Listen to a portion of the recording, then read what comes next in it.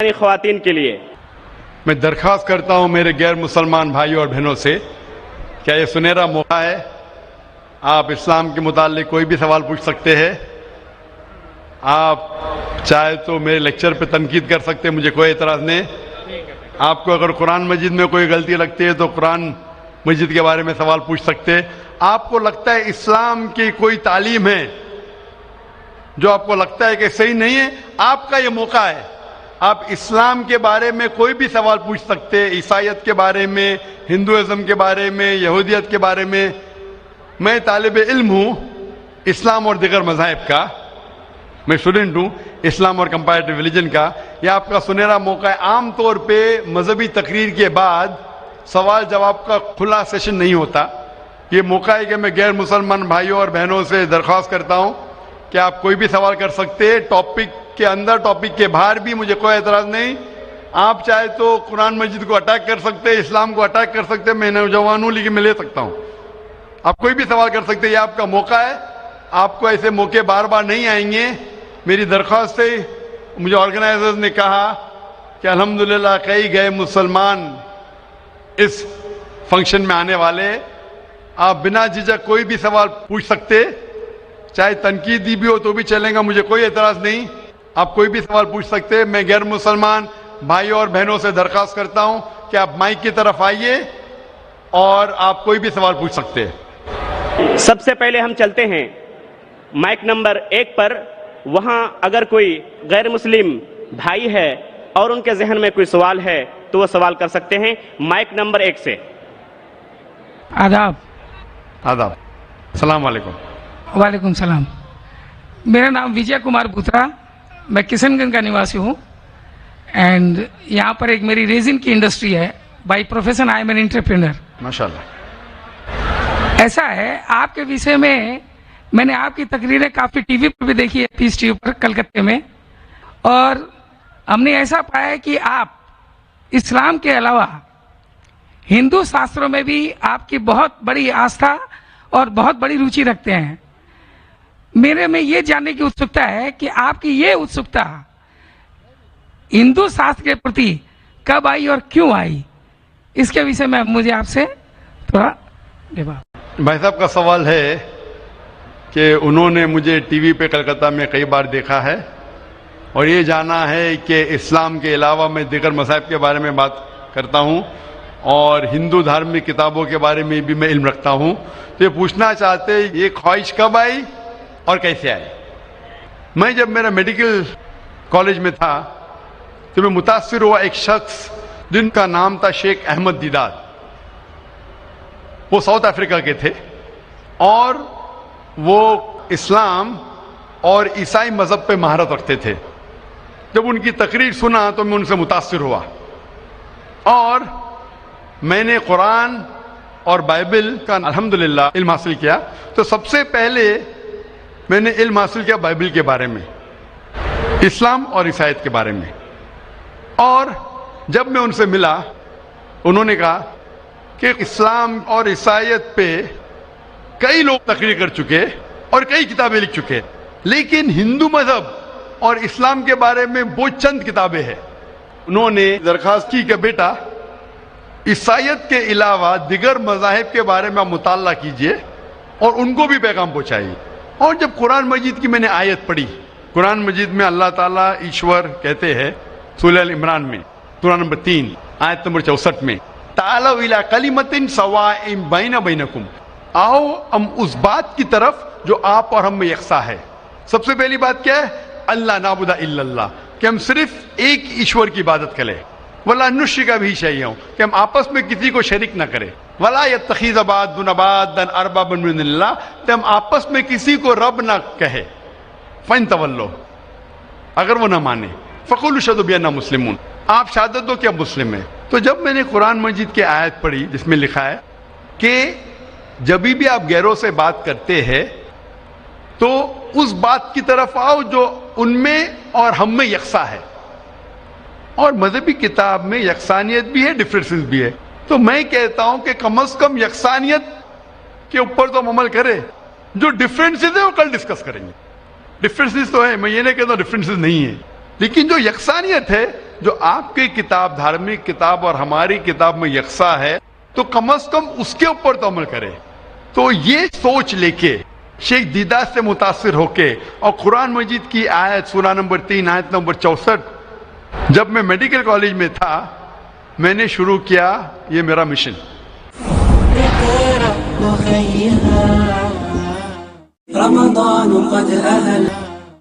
اور پھر میں نے تحقیق کرنے لگا. عیسائیت مذہب کا تو اتنے اچھے سے مطالعہ کیا تھا شیخ احمد دیدار نے کہ مجھے زیادہ تحقیق کرنے کی ضرورت نہیں پڑی, لیکن میں تحقیق شروع کیا ہندو مذہب کے بارے میں. پھر میں نے ہندو ودوان کی اسکالرز کی کتابیں پڑھنے لگی اور ڈھونڈنے لگا کیا یکساں ہے. لیکن قرآن مجید میں کہا گیا ہے کہ سب سے پہلی بات ہے اللہ نعبد الا اللہ, کہ ہم صرف ایک ایشور, ایک بھگوان, ایک اللہ کی عبادت کریں.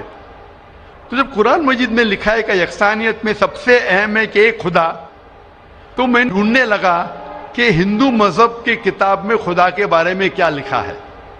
جب پڑھنے لگا تو مختلف کتابیں تھے, مختلف اسکالرز تھے. مختلف اسکالرز کو پڑھنے کے بعد پتا چلا کہ ایک ہوتا ہے کہ مذہب کو جاننا کتابوں کے ذریعے اور ایک مذہب کے ماننے والوں کے ذریعے.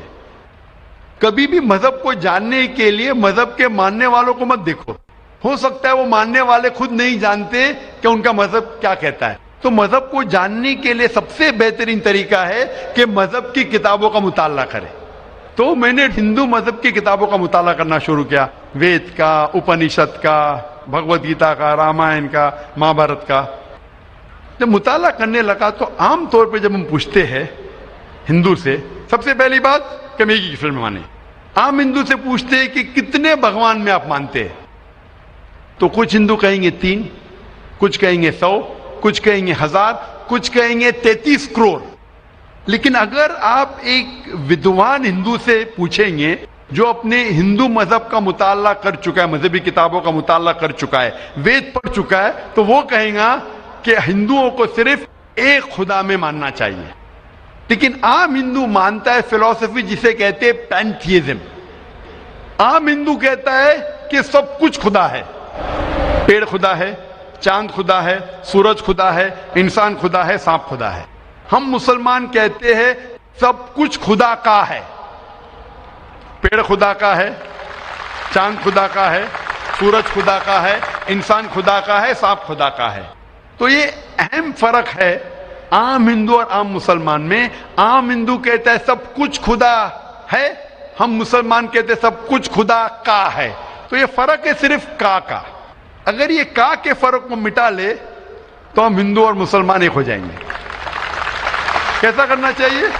تعالوا الی کلمۃ سواء بین بینکم, آؤ اس بات کی طرف جو آپ اور ہم میں یکساں ہے. تو جب میں ہندو مذہب کی کتابوں کا مطالعہ کرنے لگا تو ایک اہم کتاب کا نام ہے اپنشد. اپنشد میں لکھا ہے, چھندوں کے Upanishad, chapter number 6 section number 2 shloka number 1 میں ایکم ایودتیم, خدا ایک ہے دوسرا نہیں ہے.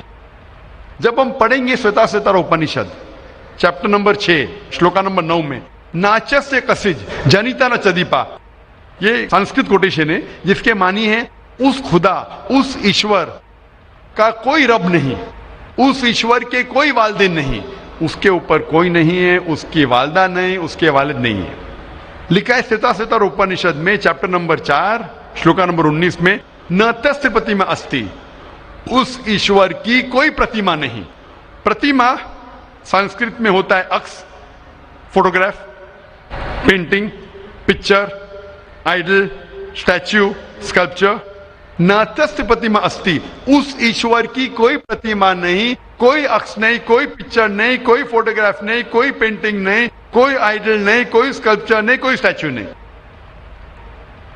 اور یہ آپ آگے پڑھیں گے یہ وہی چیز لکھا ہوا ہے یجوروید میں. وید ہندو مذہب کی سب سے اونچی کتاب ہے. یجوروید میں لکھا ہے چیپٹر نمبر 32 شلوکا نمبر 3 میں نہ تس پرتیما استی, اس ایشور کی کوئی پرتیما نہیں, کوئی عکس نہیں, کوئی فوٹوگراف نہیں, کوئی پینٹنگ نہیں, کوئی پکچر نہیں, کوئی اسٹیچو نہیں, کوئی آئیڈل نہیں, کوئی اسکلپچر نہیں. تو جب آپ ہندو مذہب کی کتابوں کا مطالعہ کرتے پتا چلتا ہے ہندو مذہبی کتاب میں بھی لکھا ہے خدا ایک ہے, اس خدا کا کوئی عکس نہیں. اور برہم سوترا جو ہندوازم کا ہے वो एकम ब्राह्म द्योत्या नास्ते नैना नास्ते किंचन, भगवान एक ही है, दूसरा नहीं है, नहीं है, नहीं है, जरा भी नहीं है. There is only one God, not a second one, not at all, not at all, not in the least bit. तो इस जरिए से मेरा मुताला शुरू हुआ.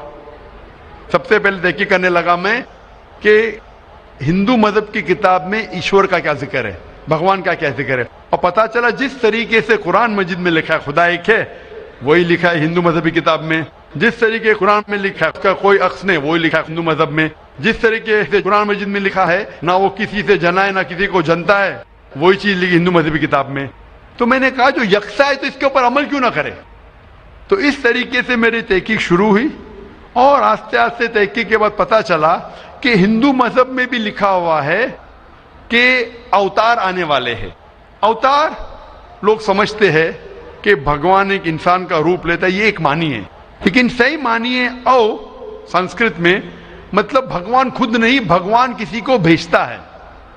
तो अवतार के सही मानी है जैसे हम कहते हैं पैगंबर. तो भगवान ने, ईश्वर ने कई पैगंबर भेजे और आखिरी पैगंबर का जिक्र हिंदू मजहबी किताब में है, कई किताबों में है, वेद में है, उपनिषद में है.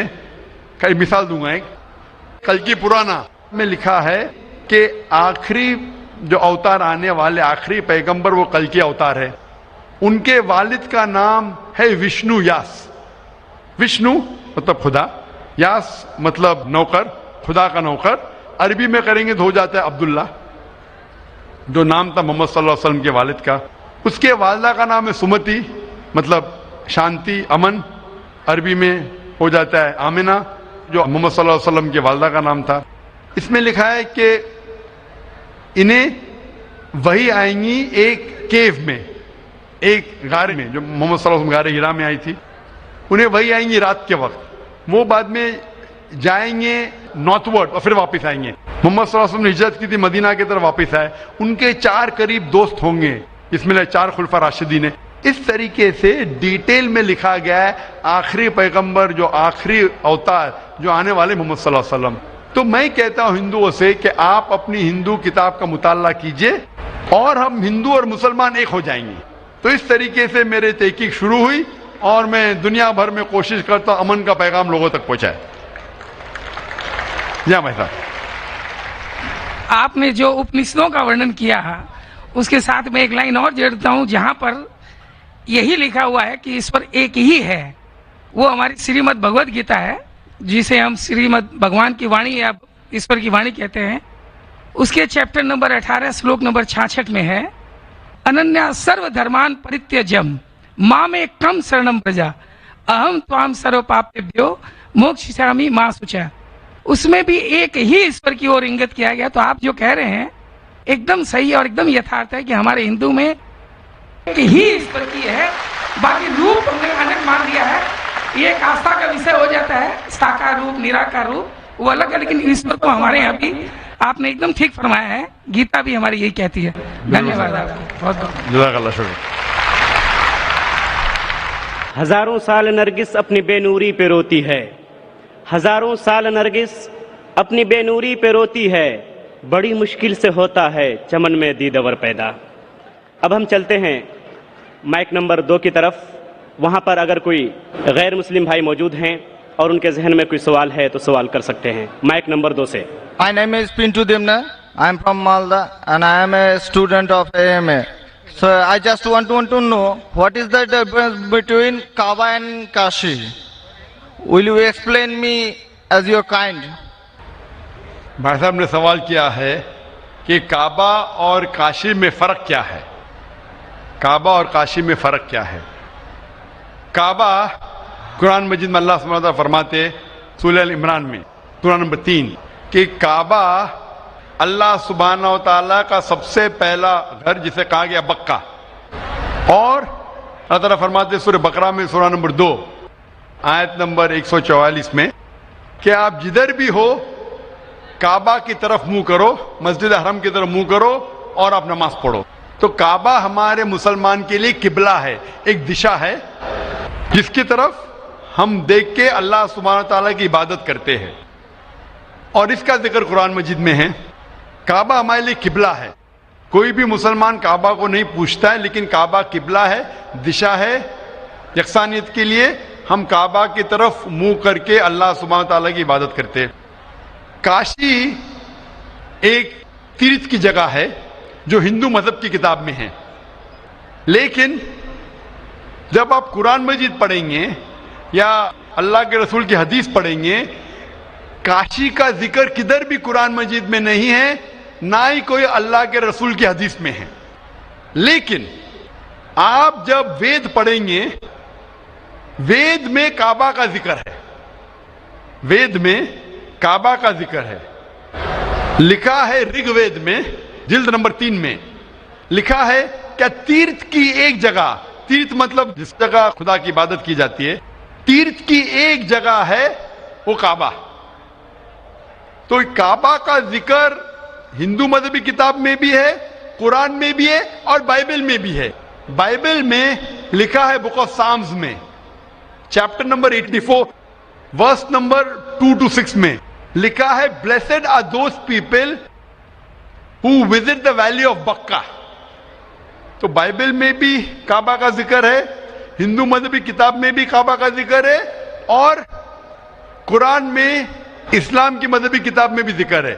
تو اگر ہم یکسانیت پہ جائیں گے، جو کامن ہے اسے لیں گے، تو کعبہ صرف کامن ہے تینوں مذہبی کتابوں میں، اور مذہبی کتابوں میں بھی لکھا ہے. تو جب آپ لیں گے تعالوا الی کلمۃ سواء بین بینکم، آؤ ہم اس بات کی طرف جو آپ اور ہم میں یکساں ہے، تو کعبہ میں یکسانیت ملتی ہے لیکن کاشی میں نہیں. کاشی کا ذکر صرف ہندو مذہبی کتاب میں ہے. تو اگر ہم یکسانیت پہ عمل کرنا چاہیں گے تو آپ اور ہمیں ماننا پڑے گا کہ کعبہ اللہ سبحانہ و تعالیٰ کا گھر ہے اور عبادت گاہ ہے، عبادت کرنے کی جگہ ہے. Hope that answers the question. Thank you. Mic number 5 پر اگر کوئی غیر مسلم خواتین، غیر مسلم بہن موجود ہیں تو اپنا سوال کر سکتی ہیں.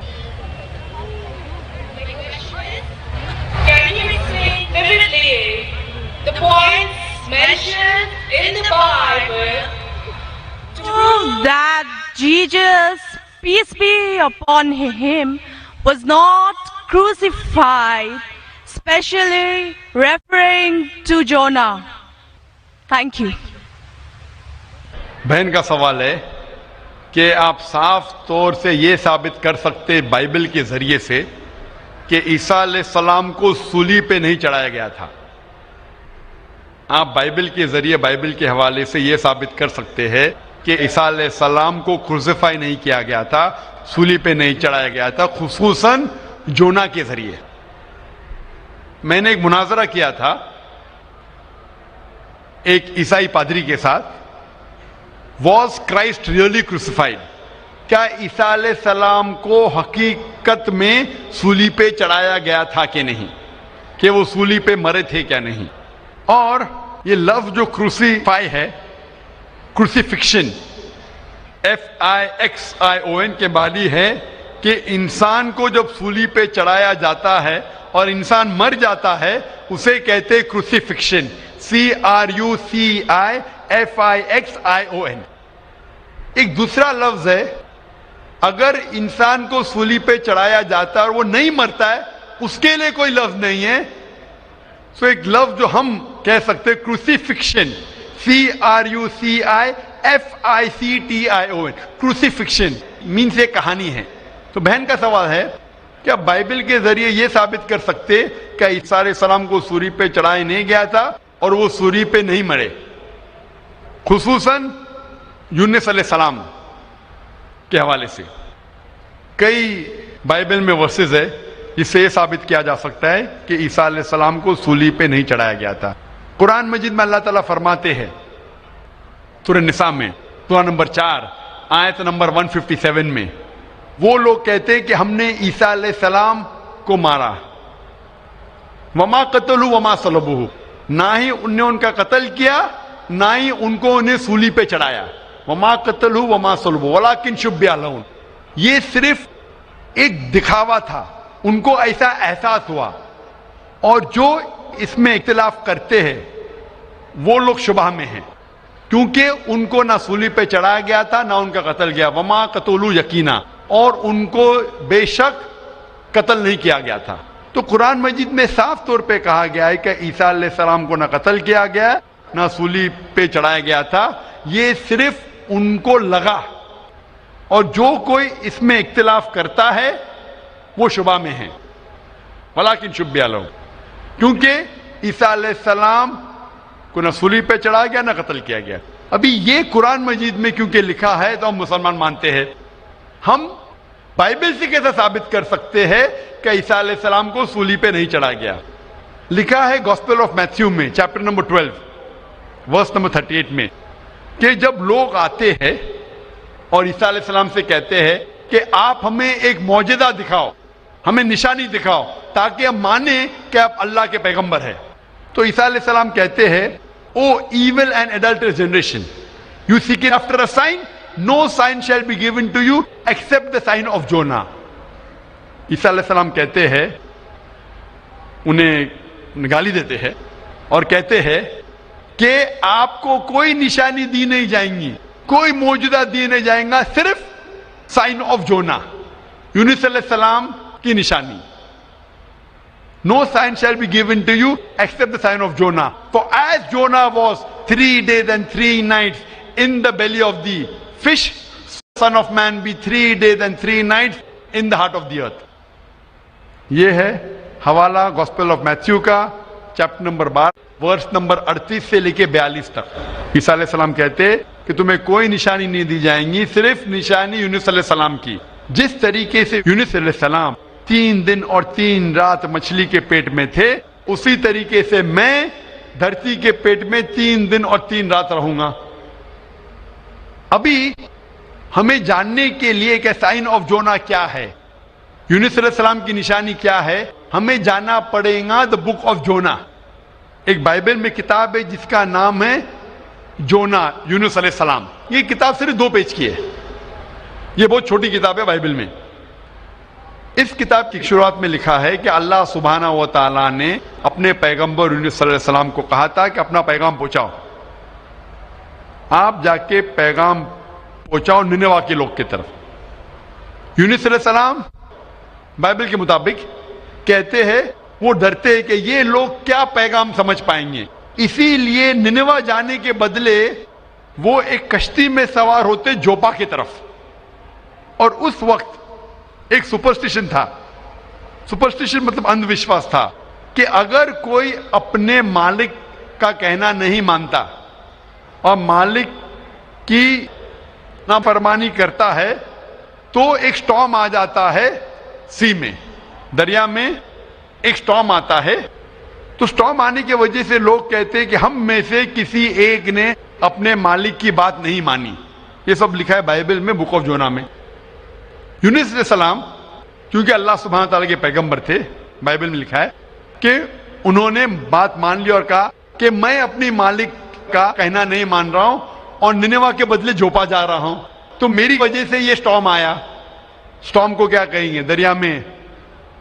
سٹارم, طوفان. طوفان, یہ طوفان دریا میں کیوں آ رہا ہے؟ کہ طوفان یونس السلام کہتے کہ میری وجہ سے آ رہا ہے, کیونکہ میں میری مالک کی بات نہیں مان رہا ہوں.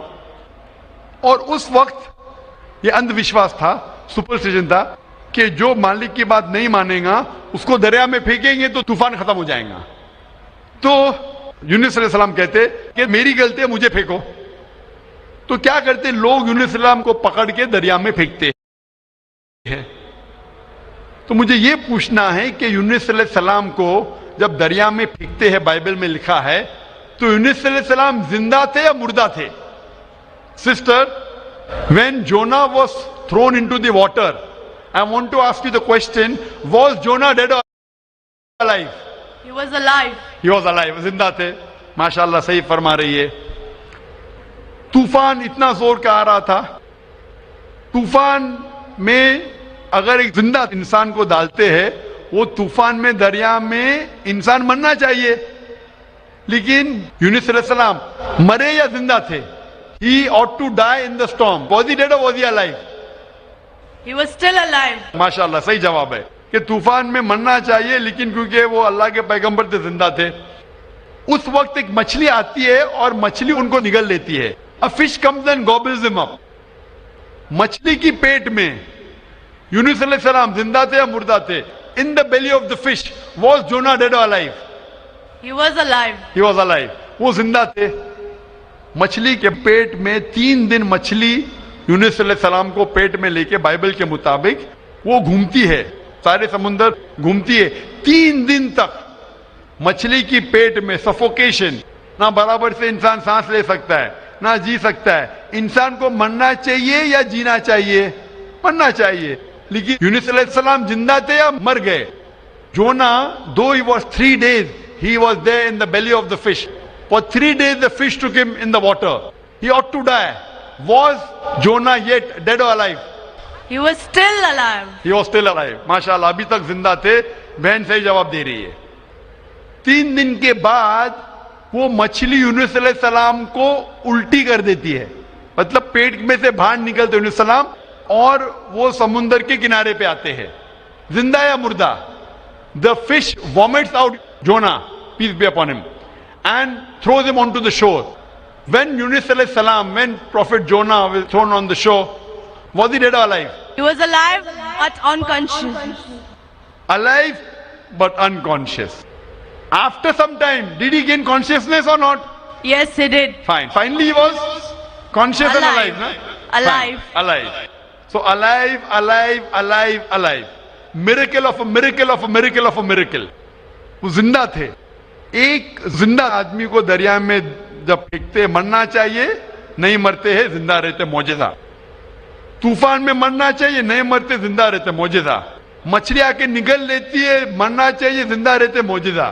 مچھلی 3 دن تک ان کو سمندر میں گھماتی ہے, مرنا چاہیے, نہیں مرتے, معجزہ. مچھلی ان کو الٹی کرتی ہے دریا کے کنارے پہ, وہ زندہ رہتے, معجزہ. معجزہ کا معجزہ کا معجزہ کا معجزہ. ابھی یہاں عیسیٰ علیہ السلام کہتے ہیں کہ جس طریقے سے یونس علیہ السلام مچھلی کے پیٹ میں 3 دن 3 رات تک رہیں, اس طریقے سے عیسیٰ علیہ السلام دھرتی کے پیٹ میں 3 دن اور 3 رات تک رہیں گے. Now sister, I want to ask you, according to you, when Jesus Christ, peace be upon him, was in the sepulchre, was he dead or alive? He was alive. He was alive. So if he was alive, then how was he crucified? Crucified means someone dying on the cross. بہن کہہ رہی کہ عیسیٰ علیہ السلام جب ان کو لے کے گئے تھے قبر میں, وہ زندہ تھے. تو کروسیفائی ہونے کے لیے, سولی پہ مرنے کے لیے انسان کو مرنا چاہیے. تو وہ بائبل کے مطابق وہ سولی پہ لگایا گیا تھا لیکن مرے نہیں, انہیں اتارا گیا تھا, وہ زندہ تھے. اور جب قبر میں لے کے گئے تھے سپل کر, اس ٹائم بہت لمبی چوڑی قبر ہوتی تھی, بوگدا ہوتا تھا, بڑا بوگدا ہوتا تھا جس کے اندر انسان کھڑا بھی ہو سکتا تھا.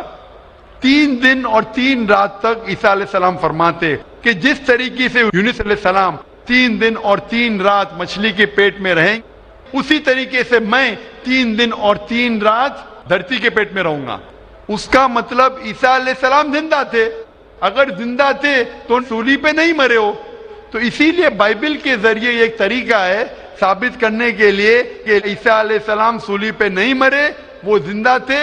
اور قرآن مجید کی بات صحیح ہے کہ وما قتلوا وما صلبوا, نہ وہ سولی پہ مرے نہ ان کا قتل کیا ہے. یہ صرف ایک شک اور شبہ ہے. Hope that answers the question, sister. Thank you. Sister, I would like to ask you that now do you believe that Jesus Christ, peace be upon him, did not die on the cross? I do believe, but I just wanted to prove my friends or my colleagues as to Jesus Christ was not crucified according to their own version, that is Bible. What's your name, sister? What's your name, sister? I am Sahadia Naz and I'm a teacher by profession. You're a Muslim? Yes, I am. MashaAllah. Okay, anyway, hope you have satisfied your friend. Yes, I am. But we request that the non-Muslim should be given the first chance to ask the question. Okay, thank you. Mic number 1 से गैर मुस्लिम भाई है तो वो अपना सवाल कर सकते हैं. जय जिनेन आदाब. मेरा नाम अरुण कुमार जैन है, मुर्शिदाबाद औरंगाबाद से आए हैं. मेरा क्वेश्चन है, जो नया मस्जिद बन रहा है और कब्रिस्तान है, اور عیدگاہ ہے. اس میں میرا من ہوا ہے کہ ہم اس میں زمین یا پیسہ روپیہ دیں, میرا من چاہتا ہے. لیکن ان لوگ بولتے ہیں کہ ہم لوگ غیر مسلمان سے کوئی چیز نہیں لیتے ہیں. کیوں؟ اسلام میں لکھا ہوا ہے آدمی آدمی کو پیار کرو. بھائی کا سوال ہے کہ وہ چاہتے ہیں کہ مسجد بنانے کے لیے اپنی زمین دے عیدگاہ کے لیے, اور مسلمان کہتے ہیں کہ ہم غیر مسلمان کی مدد نہیں لیتے. کیوں؟ کیا انسان بھائی نہیں ہے؟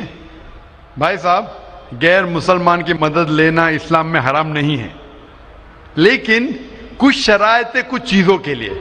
مثال کے طور پہ مسجد بنانے کے لیے کچھ شرط ہے. مسجد بنانے کے لیے ایک مسلمان اپنی زکوٰۃ کا پیسہ بھی نہیں دے سکتا ہے.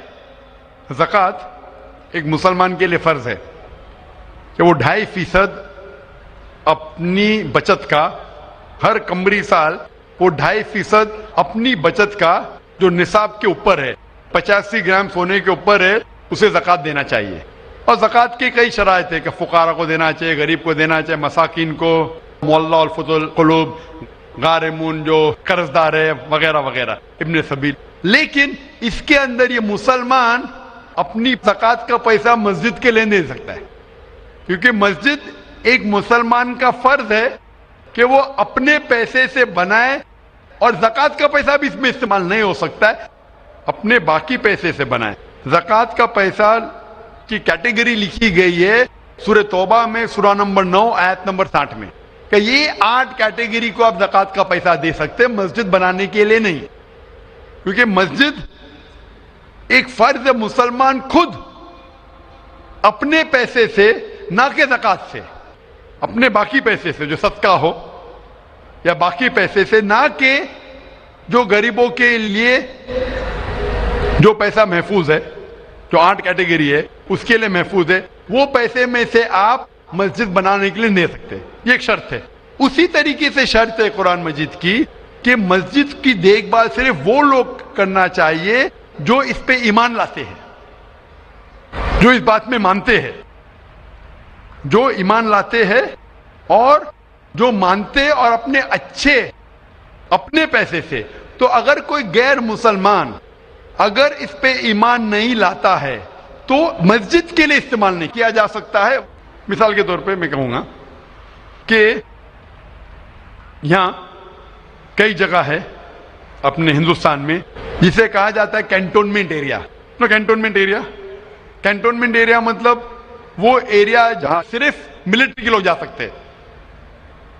عام ہندوستانی, میں ہندوستان کا ناگرک ہوں, میں یہ نہیں کہہ سکتا کہ میں ہندوستان کا ناگرک ہوں اسی لیے مجھے کینٹونمنٹ ایریا میں جانے دو. وہ رول ہے. کینٹونمنٹ ایریا میں جانے کے لیے فرض ہے کہ وہ لوگ جو اپنی پوری زندگی دیتے ہیں دیش کی حفاظت کرنے کے لیے, وہ لوگ کو اجازت ہے. عام آدمی کینٹونمنٹ ایریا میں نہیں جا سکتا ہے, یہ اصول ہے دیش کا.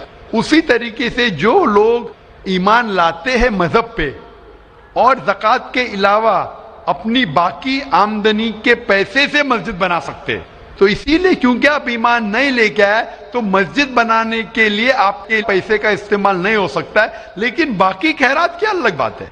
اگر آپ کسی کو پیسہ دیتے ہیں, کسی کو تعلیم کے لیے مسلمان کو, تو حرام نہیں کہ مسلمان غیر مسلمان کا پیسہ نہیں لے سکتا ہے.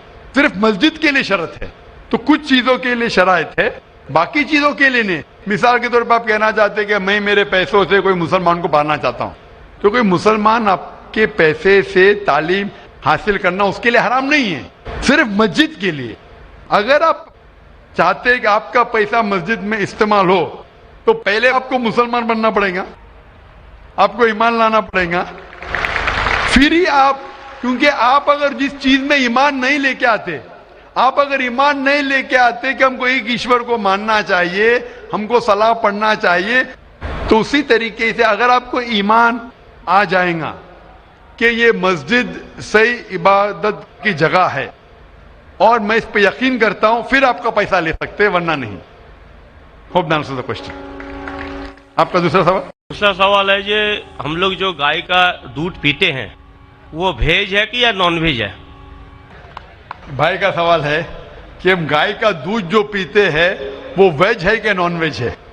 سائنٹیفکلی گائے ویج ہے کہ نان ویج ہے بھائی صاحب؟ ہم لوگ جانتے ہیں نان ویج ہے. گائے نان ویج ہے نا؟ ہاں تو اس کا دودھ ویج ہوگا یا نان ویج ہوگا؟ Non veg. لیکن ہم لوگ کا دھرم میں وہ دیوی ہے. ہاں ابھی اس کے اوپر باقی سوال آ گیا نا. آپ کا پہلا سوال تھا کہ دودھ نان ویج ہے کیا ویج ہے, تو میں نے پوچھا گائے نان ویج ہے کیا ویج ہے, آپ نے کہا نان ویج, تو دودھ بھی نان ویج ہوگا. تو سائنٹیفکلی دودھ نان ویج ہے, لیکن کیونکہ دودھ کے بنا آپ کی زندگی نہیں گزر سکتی ہے تو دودھ کو لوگ نے ویج کر دیا. آپ سمجھے نا, دودھ کے بنا زندگی گزرنا مشکل ہے تو دودھ کو ویجیٹیرین کہہ دیا. تو میرے تقریر میں جو مناظرہ ہوا تھا میرا ایک جین کے ساتھ کہ گوشت کھانا انسان کے لیے حرام ہے کہ حلال ہے. ہم بھی جین ہیں. معلوم ہے آپ کا نام جین ہے. تو ایک مناظرہ ہوا تھا with the president of the Indian vegetarian congress mister Rashmi Bhai Zaveri, وہ پریزیڈنٹ تھے. تو ایک مناظرہ ہوا کہ گوشت کھانا انسانوں کے لیے حرام ہے کہ حلال ہے. وہ مناظرے میں نے ثابت کیا کہ گوشت کھانا انسان کے لیے حرام نہیں, اچھا ہے, ثابت کیا. اور اس میں یہ بھی کہا کہ دودھ نان ویج ہے, لیکن سارے ویجیٹیرین دودھ پیتے, کیوں؟ آپ سمجھ رہے نا. تو دودھ سائنٹیفکلی از نان ویجیٹیرین. آپ نے کہا کیا ہے ہماری دیوی ہے. آپ اگر پڑھیں گے جیسا میں نے کہا کہ نہ تس پرتیماستی, اس ایشور کی کوئی پرتیما نہیں, کوئی عکس نہیں. آپ سمجھے نا, کوئی عکس نہیں, کوئی پکچر نہیں, کوئی پینٹنگ نہیں, کوئی فوٹوگراف نہیں. تو یہ وید کے مطابق یہ غلط ہو جاتا ہے. آپ سمجھے نا. لیکن پھر بھی میں جانتا ہوں کہ کئی کتابوں میں, کیونکہ ہندو کتابیں دو قسم کی ہے, شروتی اور اسمرتی. شروتی وہ کتاب جو بھگوان کی طرف سے آئے, وید اور اپنشد. اسمرتی وہ کتاب جو انسانوں نے لکھی ہے. تو ایک شروتی ہوتی جو ایشور کی طرف سے ہے, اور ایک ہوتی ہے اسمرتی جو انسانوں نے لکھی ہے. تو میں جانتا ہوں کہ کئی ہندو مذہبی کتابوں میں خصوصاً اسمرتی میں ایسی چیزیں لکھی ہے جو شروتی کے خلاف ہے. یہ آپ دیکھیں گے گائے آپ کی دیوی ہے, وہ آپ وید میں نہیں پائیں گے, آپ نیچے والی کتاب میں پائیں گے. تو جب بھی کوئی اونچی یا نیچے کتاب میں ٹکراؤ ہو تو ہمیں ماننا چاہیے اونچی کتاب. قرآن اسلام کی سب سے اونچی کتاب ہے. قرآن سے کوئی بھی کتاب ٹکرائی تو ہمیں قرآن میں ماننا چاہیے, اس کتاب میں نہیں. آپ سمجھے نا. تو اسی طریقے سے اگر آپ وید میں پڑھیں گے, وید میں لکھا ہے کہ خدا کا کوئی عکس نہیں, تو اگر وہ مانیں گے تو ہمیں ماننا پڑے گا کہ خدا کا کوئی روپ نہیں. تو یہ کہنا کہ گائے دیوی ہے, یہ کئی پنڈت کہتے ہیں کہ ہم جانتے ہیں کہ خدا ایک ہے, ہم جانتے ہیں ایشور ایک ہے, لیکن ہمیں کنسنٹریشن کے لیے ہمیں بہت بار مورتی کا سہارا لینا پڑتا ہے. پنڈت لوگ سے میں بات کرتا ہوں کہ آپ کی کتابوں میں صاف لکھا ہے کہ بھگوان ایک ہے, نہ اس کا کوئی عکس ہے, نہ کوئی مورتی ہے, نہ کوئی پینٹنگ ہے, نہ کوئی پکچر ہے. تو وہ کہتے ہیں ہم مانتے ہیں یہ بات پہ, لیکن کیا کنسنٹریٹ کرنے کے لیے پہلے شروعات میں ہمیں عکس کی ضرورت ہوتی ہے, ایک مورتی کی. جب ہم ہائر کانشیسنس پہ پہنچ جاتے اس وقت ہمیں ضرورت نہیں پڑتی. تو میں ان سے کہتا ہوں مسلمان ہائر کانشیسنس پہ پہنچ گئے, ہمیں کوئی عکس کی ضرورت نہیں, ہم ایشور کو ڈائریکٹ مانتے ہیں, ڈائریکٹ عبادت کرتے ہیں. تو اسی طریقے سے کبھی بھی ٹکراؤ ہوتا ہے مذہبی کتابوں کے اندر تو اونچی کتاب کو ماننا چاہیے نیچی کتاب کے بنسبت. تو اونچی کتاب میں لکھا ہے کہ ایشور کا کوئی عکس نہیں ہے, آپ سمجھے نا. پھر بھی آپ دیکھیں گے لوگ اپنی مذہبی کتاب کو نہیں مانتے. تو میرا یہی کہنا ہے لوگوں سے, چاہے مسلمان ہو, جیسا میں نے کہا کہ قرآن کو سمجھ کے پڑھو. میں کہتا ہوں ہندوؤں سے کہ آپ بھی وید کو سمجھ کے پڑھو. میں کہتا ہوں انڈین گورنمنٹ سے کہ سانسکرت کم از کم ہندوؤں کے لیے فرض کرو, تو ہندو کم از کم سانسکرت پڑھ سکیں گے, اپنے مذہب کے قریب آئیں گے, اور ہندو مسلم بھی قریب ہو جائیں گے. کیونکہ سانسکرت پڑھیں گے تو آپ کو پتا چلے گا کہ آپ کی کتاب میں کیا لکھا ہے. تو کوئی بھی پنڈت آپ کو گھمائے گا نہیں. پھر پنڈت گھمائے گا تو بولیں گے تو حوالہ تو کوئی ہے. آپ سمجھے نا. بہت سے ہندو میرے جو سنتے مجھے اپنے پنڈت سے پوچھتے کہ مسلمان ہے جو ایسا کرتا ہے, بولتے ارے ارے وہ مسلمان کو سنو مت.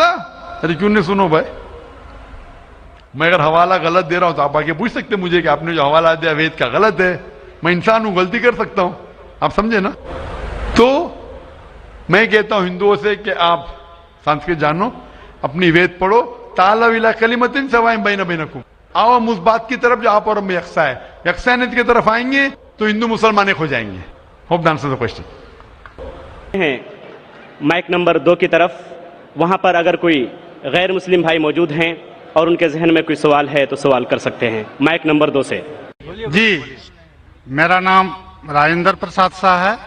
मैं अररिया जिला के कुरसाकाटा गांव का रहने वाला हूं और मैं धर्म से अगर पूछिए तो मैं न हिंदू हूं न मुसलमान हूं, मैं आनंद मार्गी हूं, मैं भागवत धर्म को मानता हूं। इसलिए आजन मेरे मन में एक शंका है, जहां गीता कहती है धर्मस्य स्थापनार्थाय संभवामि जुगे जुगे, और मुसलमानों से सुनता हूं तो मोहम्मद इज द लास्ट पैगंबर। मेरा शक है कि परमात्मा अल्लाह की सृष्टि इनफिनाइट वेब्स में चल रहे हैं, तो इनफिनाइट समस्याएं आगे आएंगी, तो हुआ मोहम्मद द लास्ट पैगंबर। अगर ये सही है तो गीता का यह, कृष्ण का यह घोषणा संभवामि जुगे जुगे क्या गलत है? भाई साहब ने एक अच्छा सवाल पूछा है। उन्होंने हवाले था भगवत गीता का, जिसमें कृष्ण कहते हैं, उन्होंने कहा संस्कृत में तर्जुमा नहीं किया। श्री कृष्ण कहते हैं कि जब भी इस धरती पे जुल्म होगा तो उस वक्त भगवान एक पैगंबर को भेजेंगे और हर दौर में एक पैगंबर आएगा, संभवान योगी होगे, हर युग में आएगा।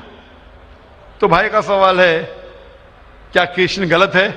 आप मुसलमान क्यों कहते हैं कि मोहम्मद सल्लल्लाहु अलैहि वसल्लम आखिरी पैगंबर है? भाई साहब, सबसे पहले हम कहते हैं मोहम्मद सल्लल्लाहु अलैहि वसल्लम आखिरी पैगंबर है क्योंकि यह कहा गया कुरान मजीद में सूरे आज़ाब में, सूरा नंबर 33 आयत नंबर 40 में कहा गया, मा काना मुहम्मदुन अबा अहदिम मिन रिजालिकुम वलाकिन रसूलुल्लाह व खातिमुन नबीय्यीन व काना अल्लाहु बिकुल्लि शैइन अलीमा। कि मोहम्मद सल्लल्लाहु अलैहि वसल्लम आप लोगों में से किसी के वालिद नहीं हैं, लेकिन खातिमुन नबीय्यीन है, आखिरी नबी है। क्योंकि कुरान मजीद में कहा गया है कि मोहम्मद सल्लल्लाहु अलैहि वसल्लम आखिरी नबी है, हम इस पे यकीन रखते हैं। जहां तक कि आपने कहा श्री कृष्ण, मैं श्री कृष्ण की बात को मानता हूं कि जब भी इस धरती पे गलत काम होंगे उस वक्त खुदा एक पैगंबर को भेजते और हर दौर में एक पैगंबर भेजेंगे। बिल्कुल गलत नहीं है, आपको समझने में गलती हुई, क्योंकि जब आप पढ़ेंगे भगवत गीता को कहा गया है कि ये वेद का निचोड़ है, it is the nectar of the वेद, वेद का निचोड़ है।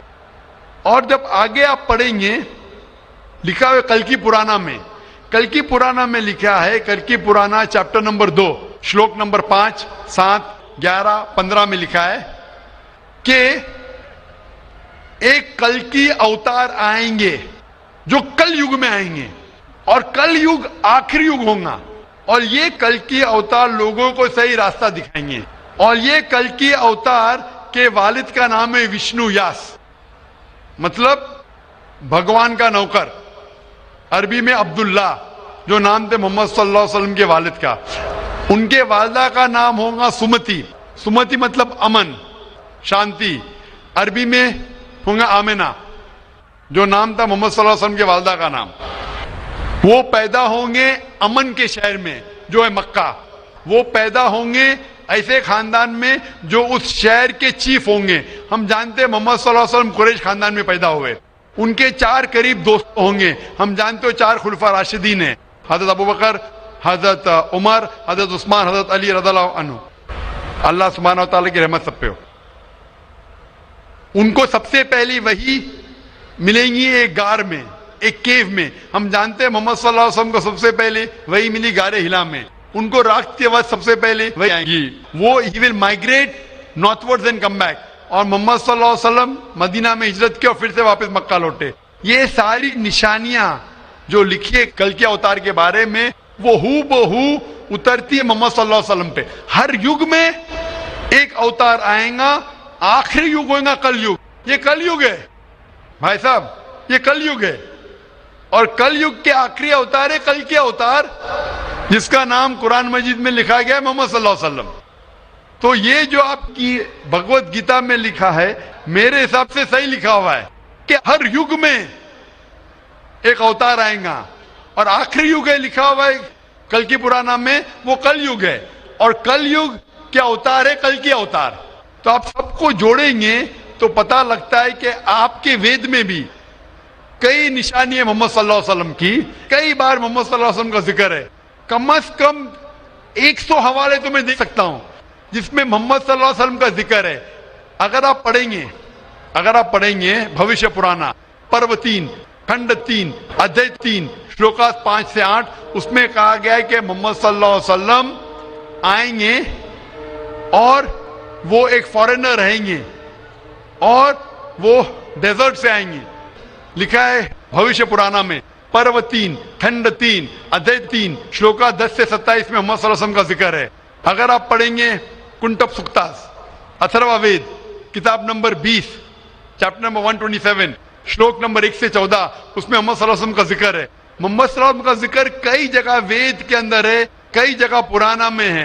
تو اگر آپ بھگوت گیتا کو لیتے ہیں، پرانا کو لیتے، کل کی پرانا کو لیتے اور ایک مانتے ہیں، تو سارے یہ شلوکا کہہ رہے ہیں کہ آخری پیغمبر آنے والے محمد صلی اللہ علیہ وسلم ہیں اور ہمیں محمد صلی اللہ علیہ وسلم ماننا چاہیے.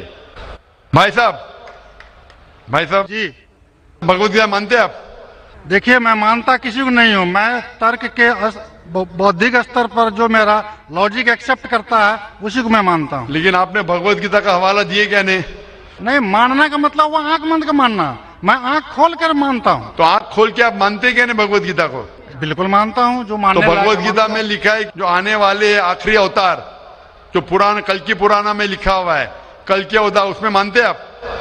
یہ قرآن کی بات نہیں کر سکوں گا چونکہ قرآن کی بات نہیں، پرانا کل کی پرانا قرآن میں کر رہا ہوں چونکہ قرآن. ہاں. قرآن کے بارے میں پران کار کا جو کہنا ہے کہ اشٹادش 82 بچنم دوئے پاپائے پر پیڑنم پنیائے پر ہتنم. اسی طرح کہا ہے کہ 18 پران کا ادیش ہے کہ دوسرے کو کشٹ دینا پاپ ہے اور دوسرے کا بھلائی کرنا پنیہ ہے. میں نے کب بولا کہ دوسرے کو کشٹ دو اور دوسرے کے بھلائی مت کرو؟ میں کہہ رہا ہوں اس آدھار پر میں قرآن میں لکھے لگا دوسرے کو کشٹ دو، قرآن میں بھی لکھے دوسرے کو کشٹ مت دو، قرآن میں بھی لکھے دوسرے کی مدد کرو. تو اس کے اوپر بحث نہیں ہو رہی ہے، بحث ہو رہی ہے کل کی پرانا پہ، کل کے اوتار پہ. آپ آخری پیغمبر میں مانتے ہیں کہ نہیں یہ میں پوچھ رہا ہوں. مجھے کل کی پران کا دین نہیں ہے، کل کی پران کا دین نہیں ہے ڈاکٹر صاحب، مجھے کل کی پران کا دین نہیں ہے. تو آپ اگر بدھی کے اوپر آپ مانتے ہیں تو میری یہ آپ سے التجا رہیں گی کہ کل کی پرانا پڑھو اور یہ جانچ پڑتال کرو کہ کل کی اوتار کون ہے اور کل کے اوتار کی تحقیق کرو. آپ انشاءاللہ محمد صلی اللہ علیہ وسلم میں مانیں گے. تو میری آپ سے التجا ہے کہ آپ اس پہ تحقیق کرو کہ آخری اوتار کون ہے اور انشاءاللہ آپ کو ہدایت دیں گے اللہ تعالیٰ. ڈاکٹر صاحب ایک ریکویسٹ ہے آپ سے، میرے ایک بھائی کو دوسرا سوال پوچھنے کے لیے دیا، ایک چھوٹا سا سوال پوچھ سکتا ہوں؟ ایک چھوٹا ویری کیجئے. مسلمان لوگوں کو جب کوئی ہندو ملتا ہے تو بولتے ہیں اس کا آداب، لیکن کسی مسلمان کو بولتے ہیں السلام علیکم. مجھے لگتا ہے کہ ایک مسلمان ہندو اور مسلمان کے بیچ بھید بھاؤ کرتا ہے. کرپیا آپ اسپشٹ کیجیے اس کو. بھائی صاحب کا سوال ہے کہ اگر کوئی مسلمان ہندو سے ملتا ہے تو آداب عرض کرتا ہے، اگر کوئی مسلمان سے ملتا ہے تو السلام علیکم کو کہتا ہے، تو ہندو مسلمان میں بھید بھاؤ کیوں؟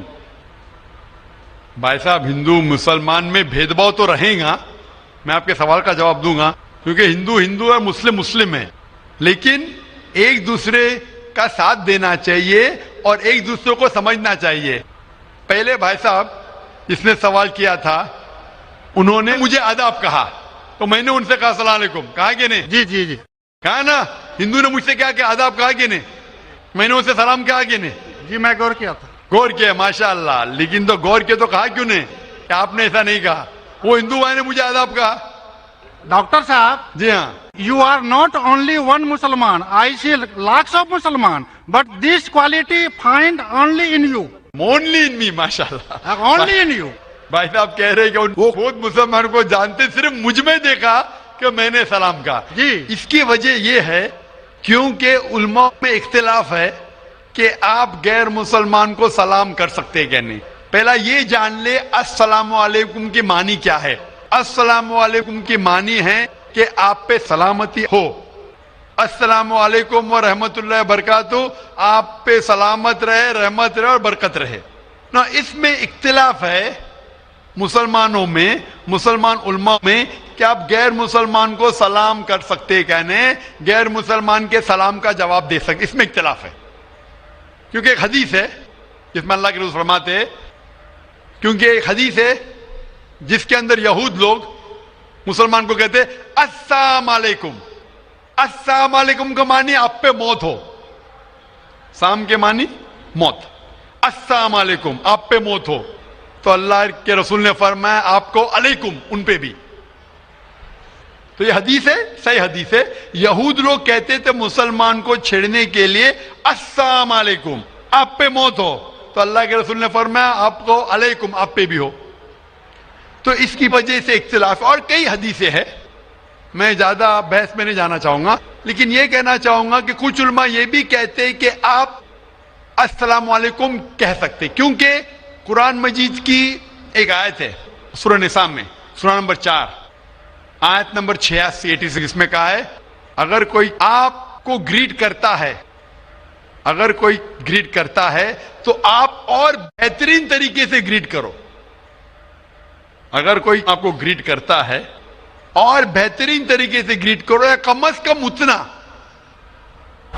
تو اگر کوئی السلام علیکم کہتا ہے، مجھے کہنا چاہیے وعلیکم السلام ورحمۃ اللہ. اگر کوئی کہتا ہے السلام علیکم ورحمۃ اللہ، مجھے کہنا چاہیے وعلیکم السلام ورحمۃ اللہ وبرکاتہ، یا کم از کم اتنا. یہ ضروری ہے. تو اسی لیے اگر کوئی مسلمان مجھ سے آداب کرے تو آداب سے بہتر کیا ہے؟ السلام علیکم. اور اللہ کے رسول کے لیے کہا گیا، محمد صلی اللہ علیہ وسلم کے لیے اللہ فرماتے ہیں، جو میں نے تقریر میں بیان کیا سورہ انبیاء میں سورہ نمبر 21 آیت نمبر 107 میں، وما ارسلناک الا رحمت للعالمین، کہ ہم نے محمد صلی اللہ علیہ وسلم کو نہیں بھیجا لیکن رحمت بنا کے سارے انسانوں کے لیے، سارے عالم کے لیے. تو جب محمد صلی اللہ علیہ وسلم سارے انسانوں کے لیے رحمت بن سکتے تو کیا میں السلام علیکم ورحمۃ اللہ نہیں کہہ سکتا ہوں؟ تو اس بنیاد پہ علماء کا اختلاف ہے کہ السلام کہہ سکتے. کہنے میں ان علماء میں مانتا ہوں جو کہتے ہیں کہ آپ غیر مسلمان کو سلام کہہ سکتے اور جواب بھی بہترین دے سکتے. اسی لیے جب بھائی صاحب نے کہا آداب تو میں نے کہا السلام علیکم، کہ میرے حساب سے السلام علیکم اور بہتر ہے، آداب سے بہتر ہے السلام علیکم، کہ آپ پہ سلامتی ہو، رحمت ہو اور برکت ہو. تو بھائی صاحب میرے نزدیک غیر مسلمان کے لیے سلامتی چاہنا اچھی چیز ہے، اور اسی لیے میں آپ کے لیے سلامت چاہتا ہوں. بھائی صاحب یہ lot of thanks to you sir. میں سلامت چاہتا ہوں، اور لیکن صرف منہ سے نہیں، میں چاہتا ہوں عمل سے آپ سلامتی پاؤ. اسی لیے میں کہتا ہوں کہ تحقیق کرو کل کے اوتار کے بارے میں، آخری پیغمبر کے بارے میں، محمد صلی اللہ علیہ وسلم کے بارے میں، تو آپ کو سلامتی اس دنیا میں رہیں گے اور آخرت میں بھی انشاءاللہ.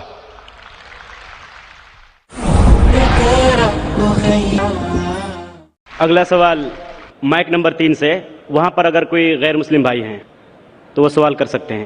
ہاں نمسکار، میرا سوال یہ ہے کہ میں دوائی دکان آیا ہے، اور دوائی دکان کے بغل میں میں نے دو طبقے کو آپس میں لڑتے ہوئے دیکھا، جس میں کہ ایک بریلوی سماج اور ایک دیوبندی سماج تھا. تو بریلوی کہتے ہیں کہ دیوبندی لوگ صحیح نہیں ہے اور بریلوی صحیح ہے. تو اس کا بنیاد کیا ہے، جڑ کیا ہے، مجھے اس کی جانکاری چاہیے. سوال تھوڑا ڈیفیکلٹ ہے. بھائی صاحب نے کوئی ڈیفیکلٹ سوال کہا ہے لیکن جواب بہت آسان ہے. سوال ڈیفیکلٹ ہے لیکن جواب آسان ہے، جس کے کارن آپ کا ویروध بھی ہوا. میں ویروਧ کرو کیا نہیں، میں انشاءاللہ اس کے اوپر آؤں گا. آپ کے دوسرے سوال پہ بھی آؤں گا. پہلے سوال کا جواب دوں پھر دوسرے سوال پہ آؤں گا انشاءاللہ. بھائی صاحب کا سوال تھا کہ وہ دوا کی دکان میں ہے اور دیکھتے ہیں کہ مسلمان جھگڑ، ایک دیوبندی ایک بریلوی ہے، اس میں سے صحیح کون ہے؟ دونوں بولتے ہیں کیا میں صحیح ہوں اور دوسرا غلط ہے. بھائی صاحب یہ دیوبندی لفظ کہاں سے ہے؟ جو دیوبند سے فارغ ہوتے دیوبندی کہتے ہیں، جو بریلی ایک جگہ ہے بریلی سے فارغ ہوتے تو بریلی کہتے. کون سے یہ؟ وہ مسلمان سے یہ جو قرآن پہ عمل کرتا ہے, جو قرآن اور صحیح حدیث پہ عمل کرتا ہے, چاہے دیوبندی ہو, بریلوی ہو, ندوی ہو, مدنی ہو, کوئی بھی ہو, کدھر سے بھی ہو, ہندوستانی ہو, امریکن ہو, سعودی ہو, جو قرآن کے پیغام پہ عمل کرے, جو اللہ نے فرمایا اس کے اوپر عمل کرے اور اللہ کے رسول کی صحیح حدیث پہ عمل کرے, وہ صحیح ہے. اسی لیے جاننے کے لیے کون صحیح ہے, آپ کو قرآن مجید تو ترجمے سے پڑھنے پڑے گا. اگر قرآن مجید ترجمے سے نہیں پڑھیں گے تو مشکل ہے جاننے کے لیے کون صحیح ہے کون غلط ہے. تو میری تقریر کی بنیاد تھی یہ. سوال مشکل تھا, جواب بہت آسان ہے. جو قرآن پہ عمل کرے اور اللہ کے رسول کی صحیح حدیث پہ عمل کرے وہ لوگ صحیح ہے. آپ کا دوسرا سوال, یہی لوگ نے آپ پہ تنقید کی. بھائی صاحب, ہاں دوسرا سوال میرا سن لیجیے. بھائی صاحب میرا جواب تو پہلا سنو نا. آپ نے بولے کہ لوگ تنقید کرتے ہیں. ایک اصول ہے کہ جو بھی مشہور ہے اس کے اوپر لوگ تنقید کریں گے.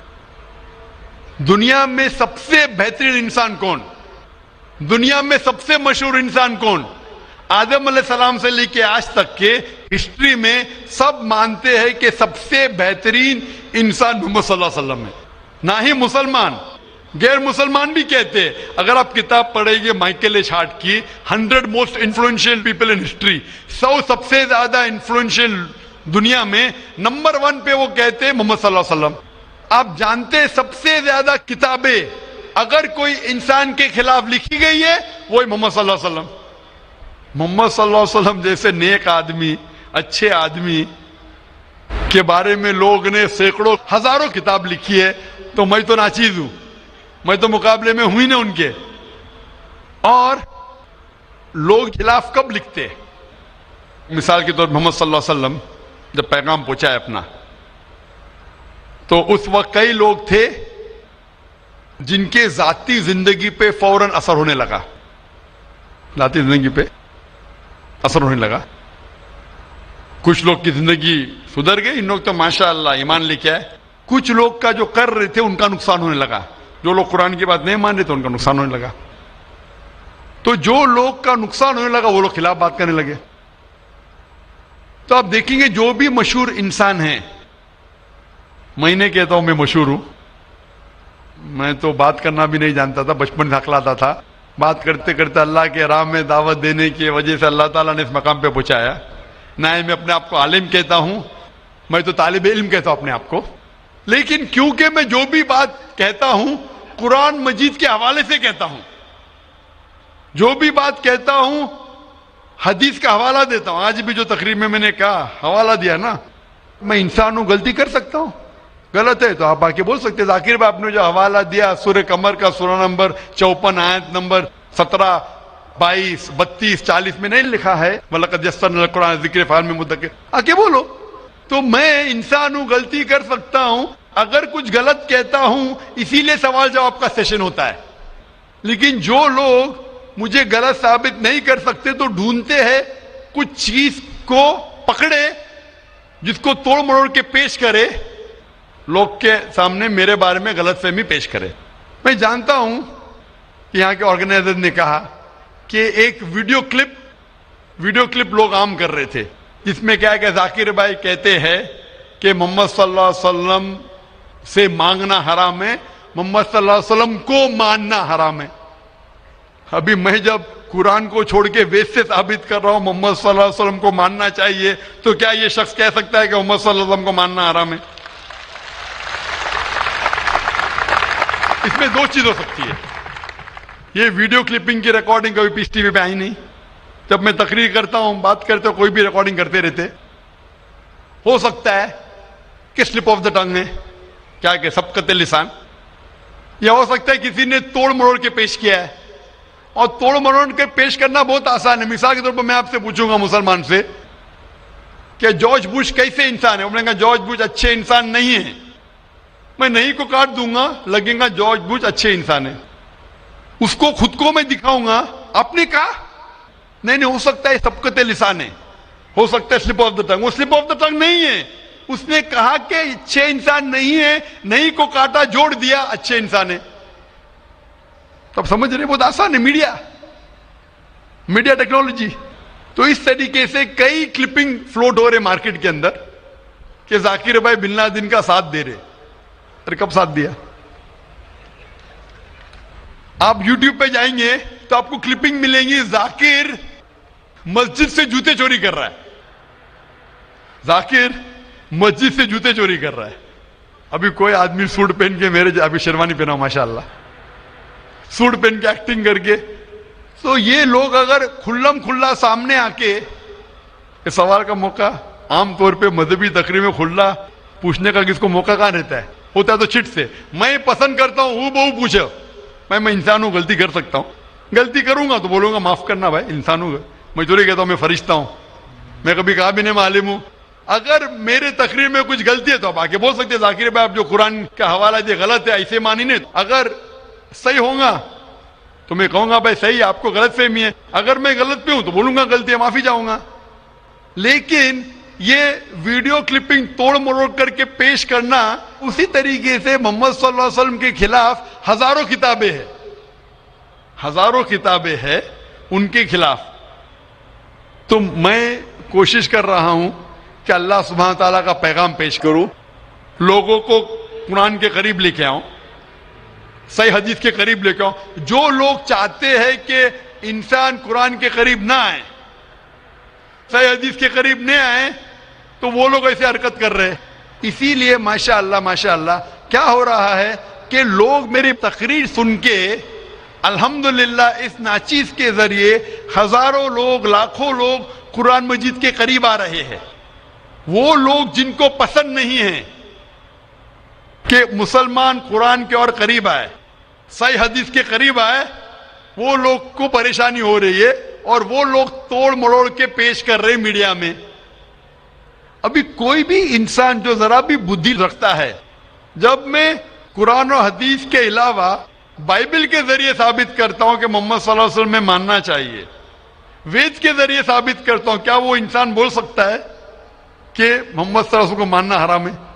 अभी आगे में क्या मोहम्मद सल्लल्लाहु अलैहि वसल्लम को मानना हराम है, अभी ये लेगी तो बताइए। जाकिर भाई ने कहा मोहम्मद सल्लल्लाहु अलैहि वसल्लम को मानना हराम है, अभी क्या करेंगे? ये मेरा लफ्ज जो है ना, सिर्फ ये पेश करेंगे।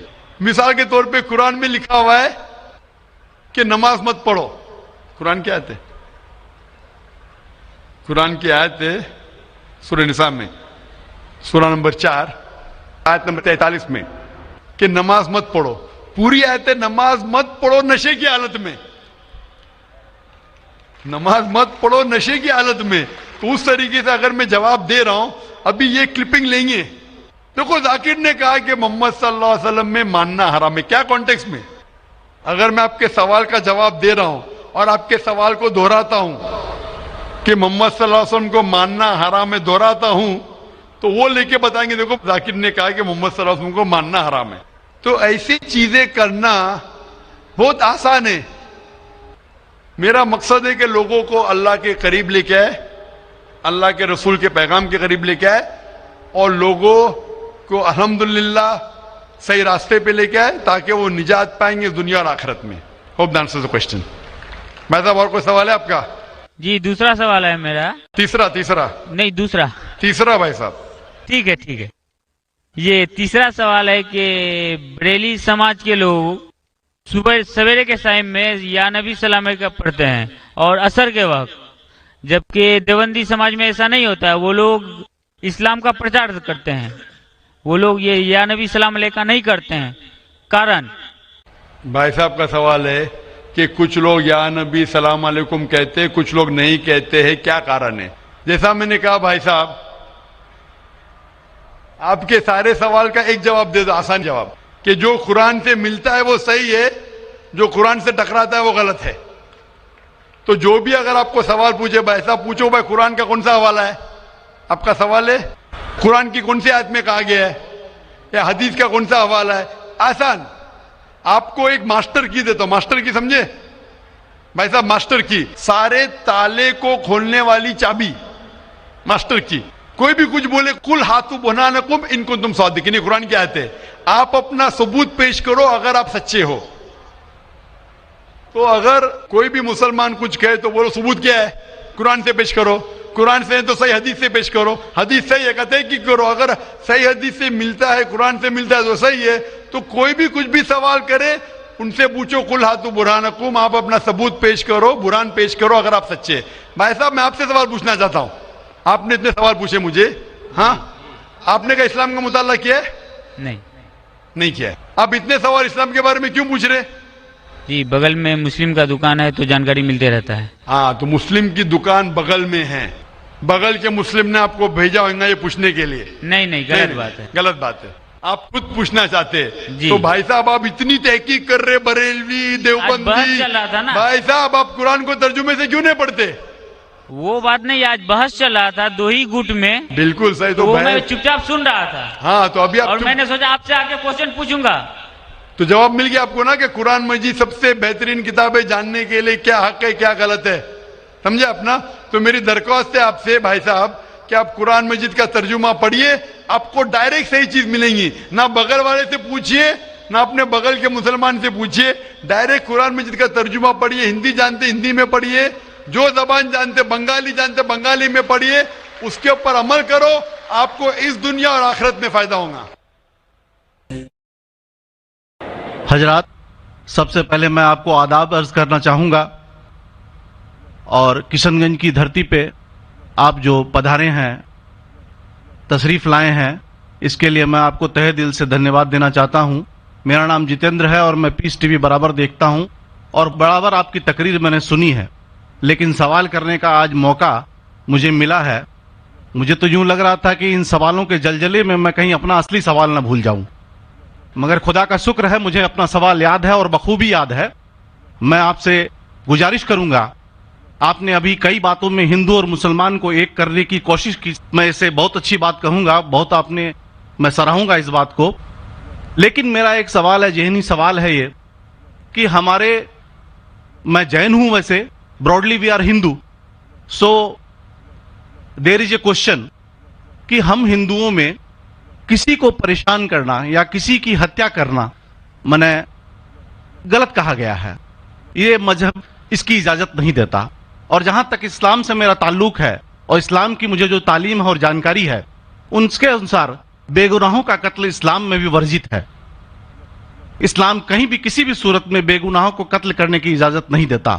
اگر آپ میرے سوال کا بخوبی اور میرے ذہن میں جچنے والا سوال ہے یہ جواب دے دیں تو میں بھی آپ کا مرید بن جاؤں گا. یوں تو مرید ہوں ہی, لیکن پھر مرید بن جاؤں گا کہ انسانوں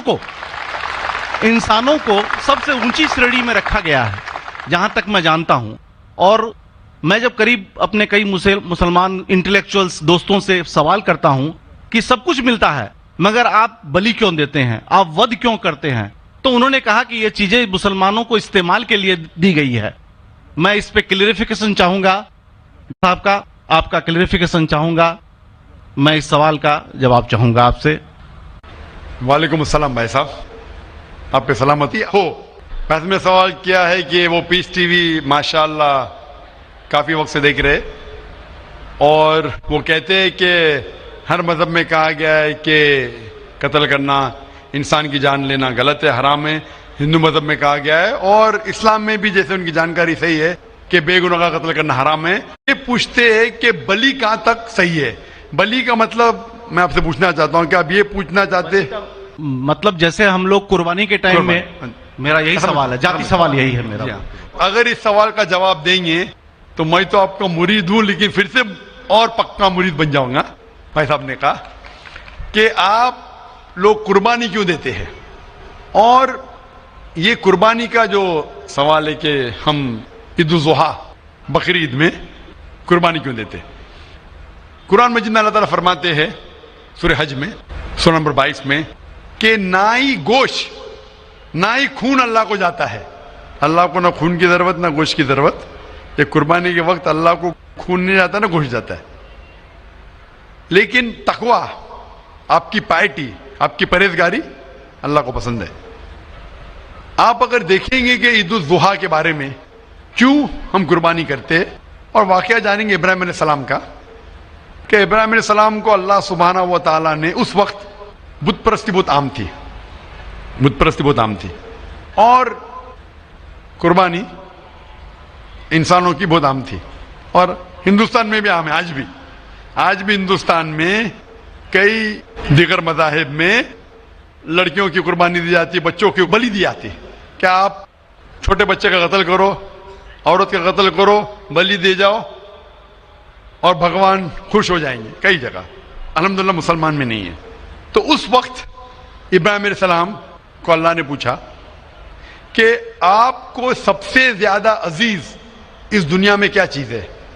तो उन्होंने कहा कि मेरा बेटा। तो उन्होंने पूछा कि आप अपने बेटे की कुर्बानी दे सकते?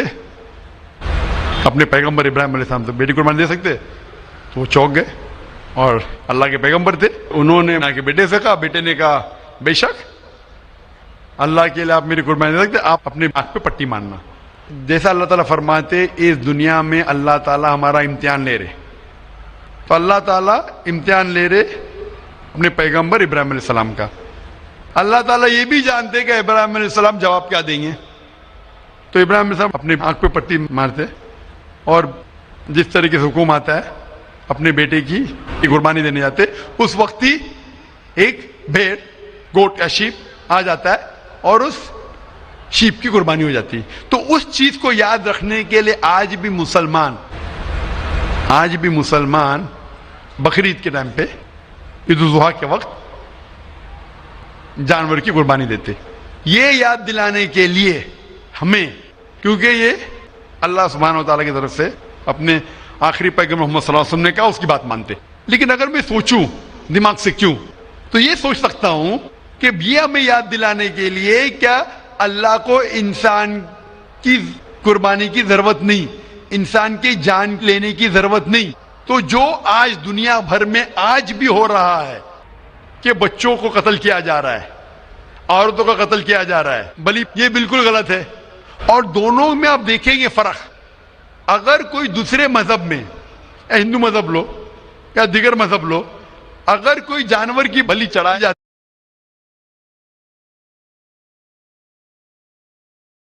है तो उधर ही रख दिया जाता है, सर वो फजूल हो जाता है, हो सकता है कभी कोई चुपके से आके खा ले। इस्लाम में जब कुर्बानी दी जाती है ईद उल जुहा के टाइम पे, सबसे पहले जो मैं कह रहा हूं कि मेरी मंतक ये समझ सकती है कि हमें ये याद दिला रहे कि इंसानों की बलि चढ़ाना हराम है। और जब हम याद दिलाते और जब बकरा काटते या जो भी काटते जानवर, इस वक्त जब हम काटते हम अल्लाह का नाम लेके काटते, और जो भी जानवर की कुर्बानी देते उसके 3 हिस्से कर सकते। एक हिस्सा हम खुद रख सकते, खुद के इस्तेमाल में ला सकते, एक तिहाई हिस्सा। दूसरा हिस्सा हमें हमारे रिश्तेदार में बांटना चाहिए, और तीसरा हिस्सा गरीबों में बांटना चाहिए। जब कुर्बानी दे रहे हम उस जानवर का इस्तेमाल कर रहे, जानवर खाना अलाउड है क्या ना, वो एक अलग बहस है, जिसके ऊपर आप पूछे तो वो जवाब अलग है कि जानवर खाना सही है क्या गलत है, वो एक अलग डिबेट है जो हम अभी नहीं, अगर आप पूछना चाहे तो अगला सवाल पूछ सकते हैं। एक तीसरा हिस्सा हम इस्तेमाल करें, एक तीसरा हिस्सा हम दोस्तों में बांट रहे हमारे रिश्तेदार में, और तीसरा हिस्सा हम गरीबों में बांटते। तो इनमें गरीबों का फायदा हो रहा है, ना फजूल खर्ची हो रही है, और याद दिलाया जाता है कि इंसानों का कत्ल करना गलत है। तो ये अच्छी चीज है। जब बलि जैसा देखे बाकी मज़ाहिब में क्या हो रहा है, इंसानों का कत्ल किया जाता है, बिल्कुल हराम है। उसके अलावा जब जानवर का भी कत्ल करते वो जानवर फजूल खर्ची में जाता है। इस्लाम में हमें याद दिलाया जाता है, और कुरान मजीद में लिखा है सूरह माइदा सूरह 5 आयत नंबर 1 में, और सूरह नहल सूरह नंबर 16 आयत नंबर 5 में, कि जो जानवर आपके लिए हलाल है वो खा सकते, जो चौपाया है। खाली वो जानवर मत खाओ जो आपके लिए हराम है, जो हलाल है वो खा सकते। तो ये खाने के लिए हमारे लिए खुराक है। तुम कुर्बानी के वक्त ना कुछ जाया कर रहे, ना पैसे की बर्बादी कर रहे। हमें याद दिलाया जाता है क्या ना खुदा को गोश्त जाता है, ना खुदा को खून जाता है, खुदा को तकवा जाता है। हमारा तकवा, हम कितने परहेजगार है। और साथ साथ इसका इस्तेमाल होता है, एक तिहाई हिस्सा मैं खाता हूँ, रिश्तेदारों में बांटता हूँ, और आखिरी तिहाई हिस्सा मैं बांटता हूँ गरीबों में। तो इससे फायदा होता है। तो इसमें क्या गलत है? बनिस्बत दूसरे मज़ाहिब में आप देखेंगे इसमें नुकसान ही नुकसान है, इंसान का कत्ल हो रहा है, और जानवर को भी अगर बलि चढ़ाई जाती है तो फजूल खर्ची होती है। बनिस्बत इस्लाम में बकरीद के अंदर फायदा ही फायदा है। Hope that's the question. बहुत खूब। آپ نے یہ بہت اچھا فرمایا. میں آپ کے جواب سے کافی سنتشٹ ہوں. اور جاتے جاتے ایک آخری سوال کرنا چاہوں گا کہ اہنسا کو اسلام کس نظریے سے دیکھتا ہے؟ اہنسا کو اسلام کس نظریے سے دیکھتا ہے؟ میں سب کا آخری سوال ہے کہ اہمسا کو اسلام کس نظریے سے دیکھتا ہے؟ عام طور پہ ہمسا حرام ہے. اسلام آتا ہے لفظ سلام سے. اس کے معنی ہے سلامتی، امن، شانتی. اسلام کے معنی ہے کہ شانتی حاصل کرنا، اپنی خواہش، اللہ کا جو پیغام ہے اس کے مطابق اپنی زندگی بسر کرنا اور امن حاصل کرنا، اسے کہتے ہیں اسلام. ہمسا عام طور پہ حرام ہے. لیکن اگر مثال کے طور پہ ہم دیکھتے ہیں ہر دیش میں قانون ہے، قانون ہے کہ چوری مت کرو، کسی کا قتل مت کرو.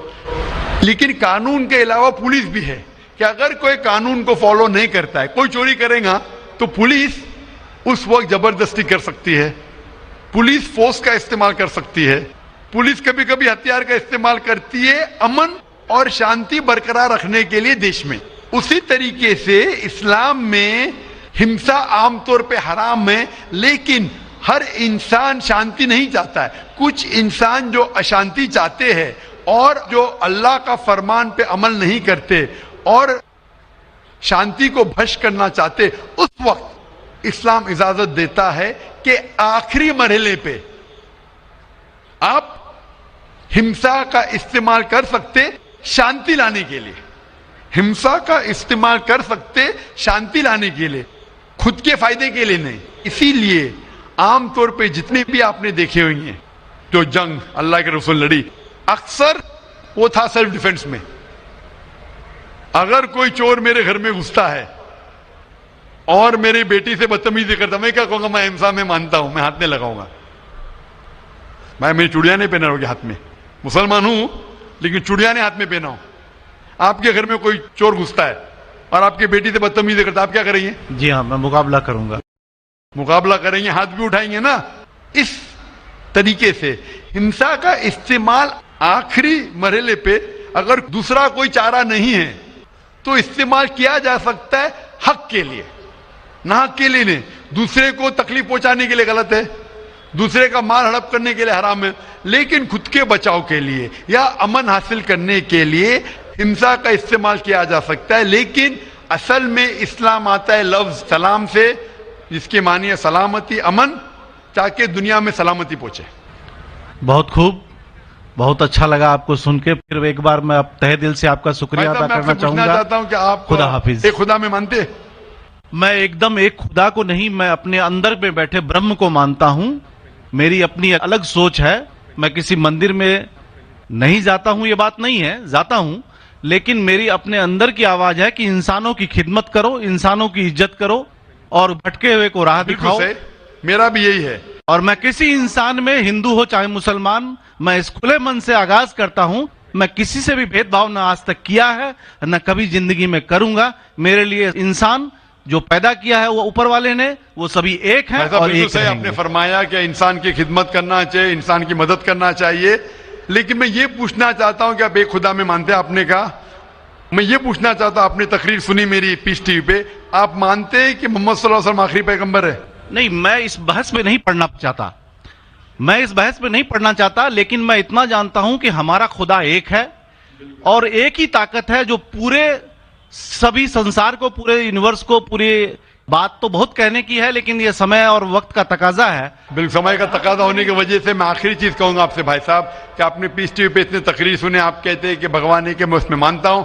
لیکن یہی بھگوان نے چاہے بائبل میں ہو، چاہے وید میں ہو، چاہے قرآن میں ہو، ساری دھارمک کتابوں میں کہا گیا ہے کہ آخری آنے والے پیغمبر محمد صلی اللہ علیہ وسلم میں، اور اس میں ماننا چاہیے. تو میری آپ سے یہ درخواست ہے کہ آپ اتنے اچھے انسان ہیں ماشاءاللہ. ایک آخری میری خواہش ہے کہ آپ انشاءاللہ اس پہ تحقیق کرو. اور یہ جب آپ ایک بھگوان میں مانتے ہیں، دوسرے انسانوں کو تکلیف نہیں دینا چاہتے، تو بھگوان یہ بھی کہتے کہ آخری پیغمبر کون ہے، اس پہ تحقیق کرو. انشاءاللہ آپ مکمل اچھے انسان بنیں گے.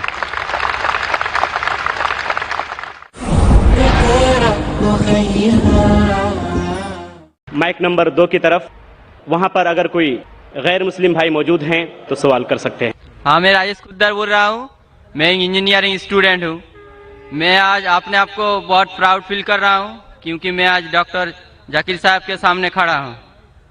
सर, मेरा सवाल ये है कि आपके वैल्यूएबल स्पीच के शुरू में आपने कहा था कि कुरान ही एकमात्र ऐसा किताब है जो हर जाति हर धर्म के लिए एक इंस्ट्रक्शनल मैनुअल है, लेकिन मेरा मानना ये है कि हर जाति हर धर्म के लिए, जैसे हिंदू के लिए गीता और क्रिश्चियन के लिए बाइबल, ये अपना अपना इंस्ट्रक्शनल मैनुअल है। सर, तो मेरा सवाल ये है कि क्या कुरान ही ऐसा किताब है, कोई दूसरा किताब नहीं है जो दूसरे जाति दूसरे धर्म के लिए उसका इंस्ट्रक्शनल मैनुअल होगा? भाई साहब ने बहुत अच्छा सवाल पूछा है। उन्होंने कहा है कि मैंने मेरे तकरीर में कहा कि कुरान सारी जाति के लिए इंस्ट्रक्शन मैनुअल है। मैंने मेरे तकरीर में कहा कि कुरान सारे इंसानों के लिए इंस्ट्रक्शन मैनुअल है। और आपका ये सवाल है कि आपके हिसाब से वेद और भगवत गीता हिंदुओं के इंस्ट्रक्शन मैनुअल किताब है, कुरान मुसलमान की किताब है, इंस्ट्रक्शन मैनुअल है, तो क्या सिर्फ कुरान ही सारे इंसानों के लिए इंस्ट्रक्शन मैनुअल है, ऐसी कोई और किताब है क्या? नहीं। ये सवाल बहुत अच्छा है। इसका जवाब कुरान मजीद में अल्लाह ताला फरमाते, सूरह राद में सूरह नंबर 13 आयत नंबर 38 में अल्लाह ताला फरमाते लिकुल्ली अजलिन किताब, कि हर दौर में अल्लाह ने एक किताब नाजिल की। हर दौर में अल्लाह ने किताब नाजिल की। नाम से कुरान मजीद में 4 किताबों का जिक्र है जो अल्लाह ताला ने एक नाजिल की, तोरा, जबूर, इंजील और कुरान। तोरा नाजिल की गई थी मूसा अलैहिस्सलाम पर, जबूर नाजिल की गई थी दाऊद अलैहिस्सलाम पे, इंजील नाजिल की गई थी ईसा अलैहिस्सलाम पे, और कुरान जो आखिरी किताब है नाजिल की गई थी आखिरी पैगंबर मोहम्मद सल्लल्लाहु अलैहि वसल्लम पे। आपका सवाल है कि सिर्फ कुरान सारे इंसानों के लिए, बाकी किताब नहीं है। अभी ये 4 किताबों का कुरान मजीद में जिक्र है, लेकिन कुरान मजीद में यह भी कहा गया है कि हर दौर में किताब है। मिसाल के तौर पे सूफ इब्राहिम, वो भी किताब है। तो अल्लाह ताला ने कई किताबें नाजिल की है, सिर्फ नाम से 4 का जिक्र है, इसके अलावा और किताबें हैं। कोई मुझे हिंदू पूछता है कि आप कह सकते हैं क्या वेद अल्लाह की किताब है? मैं कहता हूं कि कुरान मजीद में नाम से वेद का जिक्र नहीं है, तो मैं ये नहीं कह सकता हूं कि वेद अल्लाह की किताब है। मैं ये कह सकता हूं हो सकता है, मैं नहीं जानता, हो सकता है वेद अल्लाह की किताब है, हो सकता है नहीं है, क्योंकि कुरान मजीद में इसका जिक्र है। मैं 100% नहीं कह सकता हूं कि ये है, लेकिन मैं ये जानता हूं कि जितनी भी किताबें कुरान मजीद के पहले नाजिल हुए वो सिर्फ अपने लोगों के लिए थी और हिदायत थी एक वक्त के लिए। जितनी भी किताबें नाजिल हुई कुरान मजीद के पहले, चाहे तोरा हो, जबूर हो, इंजील हो, या जितनी भी किताबें जिसका जिक्र कुरान मजीद में नहीं आता है, वो नाजिल हुई थी अपने लोगों के लिए। वो पैगाम का अमल करना चाहिए जब तक नई किताब नाजिल ना हो। अगर मान भी लेता हूं कि वेद अगर खुदा की किताब हो, मान लेता हूं मैं आपकी बात कि वेद खुदा की किताब है, तो वो सिर्फ उस वक्त के लिए था, उन लोगों के लिए था, आज के लिए नहीं। क्योंकि कुरान मजीद अल्लाह की आखिरी किताब है, वो सिर्फ मुसलमानों के लिए नहीं और सिर्फ 1400 साल पहले के लिए, क्योंकि वो आखिरी किताब है, वो सारी इंसानियत के लिए थी और क़यामत तक है। जितनी किताबें पहले आई वो सिर्फ महदूद थी एक वक्त के लिए और एक समय के लिए, खुसूसन कुछ इंसानों के लिए। मिसाल के तौर के ऊपर तोरा नाजिल हुआ था सिर्फ यहूदी के लिए, मूसा अलैहिस्सलाम पे नाजिल हुआ था जब तक नई वही नहीं है, उस वक्त के लिए और उन लोगों के लिए। आज क्योंकि कुरान मजीद आखिरी कलाम है, वो सिर्फ मुसलमानों के लिए नाजिल नहीं किया गया था, सिर्फ अरबों के लिए नहीं, लेकिन सारे इंसानों के लिए। और जो कुरान मजीद का पैगाम है वो सिर्फ 1400 साल पहले के लिए नहीं है, वो क़यामत तक के लिए। इसीलिए अगर मैं मान भी लेता हूं वेद खुदा का कलाम था, वो सिर्फ उस वक्त के लिए था, और जितने भी अल्लाह के कलाम जो कुरान मजीद के पहले आए, वक्त के दौरान उनमें मिलावट होने लगी। आज आप तहकीक करेंगे जितनी मजहबी किताब, कुरान मजीद के अलावा सभी मजहबी किताब में मिलावट है, उसमें कंकॉक्शन है, फैब्रिकेशन है, बहुत मिलावट है। मिसाल के तौर पे महाभारत पढ़ते हैं, जो कहते हैं पंडित कि महाभारत सबसे पहले कहा गया था, अर्जुन के ग्रैंडसन ने कहा था, उस वक्त 8000 श्लोक थे। ये कहानी दोहराई गई जनरेशन के बाद जनरेशन, پھر مہابھارت میں ہو گئے 24,000 شلوک, آج مہابھارت میں 1,00,000 شلوک ہے, تو اس میں ملاوٹ ہونے لگی. آج آپ دیکھیں گے مہابھارت ٹیلی ویژن پر, اس کے اندر بیک گراؤنڈ میں ماروتی کار بھی جا رہی ہے, یہ اور ایک ملاوٹ ہے ماروتی کار مہابھارت میں. تو اسی لیے جتنی بھی کتابیں اللہ نے نازل کی, کیونکہ وہ سارے انسانیت کے لیے نہیں تھا اور قیامت کے لیے نہیں تھا, اللہ تعالیٰ نے اسے ضروری نہیں سمجھا محفوظ رکھنے کے لیے, بٹ کیونکہ قرآن مجید آخری کتاب ہے اور اللہ سبحانہ و تعالیٰ جانتے کہ ایک تا قیامت تک رہنے والی ہے, اسی لیے اللہ تعالیٰ فرماتے سورہ ہجر میں سورہ نمبر 15 آیت نمبر 9 میں کہ ہم نے قرآن نازل کیا, ہم اس کی حفاظت کریں گے. تو اسی لیے یہ کہنا کہ باقی کتاب, تو آج قرآن مجید صرف مسلمانوں کے لیے نہیں, سارے انسانوں کے لیے, چاہے آپ ہندوستان میں رہ رہے ہو, چاہے پاکستان میں جی رہے ہو, چاہے سعودی عربیہ میں, چاہے امریکہ میں, چاہے UK میں, چاہے آپ ہندو مذہبی خاندان میں پیدا ہو یا عیسائی خاندان میں پیدا ہو یا مسلمان خاندان میں پیدا ہو, آج سارے انسانوں کو اللہ کے آخری پیغام قرآن مجید پڑھنا چاہیے, اس پہ عمل کرنا چاہیے, اس کی بات ماننا چاہیے. اسی لیے میں کہتا ہوں قرآن مجید سارے انسانوں کے لیے. یہ چیز میں وید کے بارے میں نہیں کہہ سکتا ہوں, کیونکہ اگر آپ تحقیق کرتے ہیں وید میں بھی ملاوٹ ہے. اگر آپ سائنس کے ذریعے تحقیق کرنے لگیں گے قرآن مجید کو چھوڑ کے باقی سارے کتابوں میں آپ کو غلطی ملیں گی. تو یہ غلطی میں اللہ کو منسوب نہیں کر سکتا ہوں, میں نہیں کہہ سکتا ہوں یہ غلطی بھگوان نے کی, ایشور نے کی, اللہ نے کی, کیونکہ یہ جتنی کتابیں قرآن مجید کے پہلے آئے وہ صرف محدود تھی کچھ لوگوں کے لیے اور محدود تھی وقت کے لیے. اللہ نے, بھگوان نے, ایشور نے اسے محفوظ رکھنے کی ضرورت نہیں سمجھی. آج کیونکہ قرآن مجید آخری پیغام ہے اللہ کا, اللہ تعالیٰ کہ وہ محفوظ رکھیں گے. اسی لیے میں کہتا ہوں قرآن مجید ایک واحد کتاب ہے ساری دنیا میں جو سارے انسانوں کے انسٹرکشن مینیول ہے, میری بھی اور آپ کی بھی. Hope the answer the question Brother. Thank you sir. تو آپ مانتے ہیں کہ قرآن مجید آپ کی انسٹرکشن مینیول ہے بھائی صاحب؟ جی سر مانتے ہیں. آپ مانتے ہیں کہ خدا ایک ہے؟ وہ ٹھیک ہی بنا ہے, خدا ایک ہی ہے. ہم مانتے ہیں کہ آپ مانتے ہیں بت پرستی غلط ہے؟ نہ وہ نہیں مانتے, ہم مانتے ہیں کہ آپ مانتے ہیں مورتی پوجا غلط ہے؟ سر ہم مانتے ہیں کہ ہمارا ایشور ایک ہی ہے, یہی ہم مانتے ہیں. آپ مانتے ہیں ایشور ایک, لیکن آپ مانتے ہیں کہ ایشور کی مورتی ہے؟ میرا ایک دوسرا سوال ہے اس کے بھائی لیے. صاحب میں آپ سے پوچھنا چاہتا ہوں کہ آپ مانتے ہیں ایشور کی مورتی ہے کیا نہیں؟ وہی اسی کے وشے میں میرا ایک سوال ہے سر. ہاں پوچھے بھائی صاحب. سر اگر آپ بولتے ہیں کہ ایشور کی کوئی مورتی نہیں ہونا چاہیے, میں نہیں کہہ رہا, وید کہہ رہی ہے. ہاں وید کہہ رہی ہے ناتت سے پرتیما استی, تو سر میرا کا کوئی عکس نہیں. سر میرا سوال ہے اگر ایشور کی کوئی مورتی نہیں ہے تو ہم بھکت ہو کے جو یہ داڑھی مونچھے رکھتے ہیں تو ہم بھکت ہو کے اپنا ہم کہے ایسا فیشن چیز رکھتے ہیں. بھائی صاحب کا سوال ہے اگر ایشور کا کوئی عکس نہیں ہے تو ہم بھکت ہو کے داڑھی مونچھ کیوں رکھتے؟ کیونکہ ہم ایشور نہیں ہے نا, ایشور کا آکار نہیں, کوئی عکس نہیں ہے, ہمارا تو عکس ہے نا. تو ایشور ہمارے خالق ہے, ہمارے رب ہے, ہم تھوڑی ایشور ہے. تو ہم داڑھی مونچھ رکھتے ہیں کیونکہ کچھ لوگ داڑھی مونچھ رکھتے ہیں اچھا رکھنے کے لیے, کوئی دوسرے وجہ کے رکھتے. انشاءاللہ تیسرے دن جو ہے یہ پیس کنونشن کا, اس میں اس کا ڈیٹیل جواب دیا جائے گا انشاءاللہ. Thank you sir.